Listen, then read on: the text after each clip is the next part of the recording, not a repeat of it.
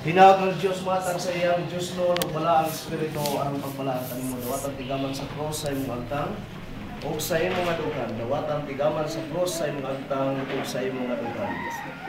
O hinawag ng Ginoo makatabang kanimo sa pagtipig sa iyang kasubuan pagpakita kanila o pagmatuod kanila sa tanang mga buhat.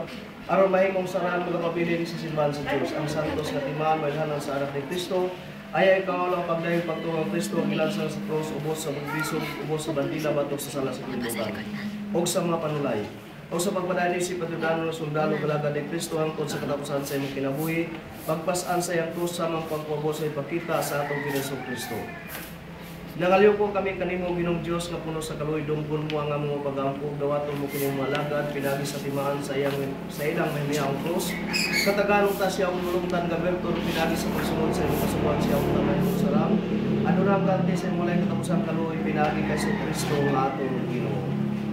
Labing gamanan ug walay katapusan Dios amo nagito nga mga naghatag kami kanimo sa pagkamilsanon sa pagkamapinanggaw nagatawag kanimo sa kablo sa grasya sa pagtuod ni kanamo.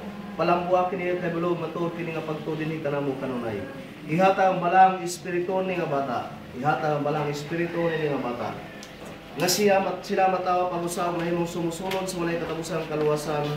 Pinaagi kay Kristo nga among ginukinsa nagapuy nagahari uban kanimo sa balang espiritu.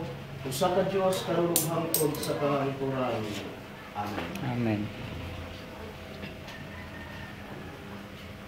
Dawata nga sin sa kalaminaw makahimo kini alang kanimong saad sa walay katapusang kinabuhi. Dawata nga sin sa kalaminaw mahimo kini alang kanimong saad sa walay katapusang kinabuhi.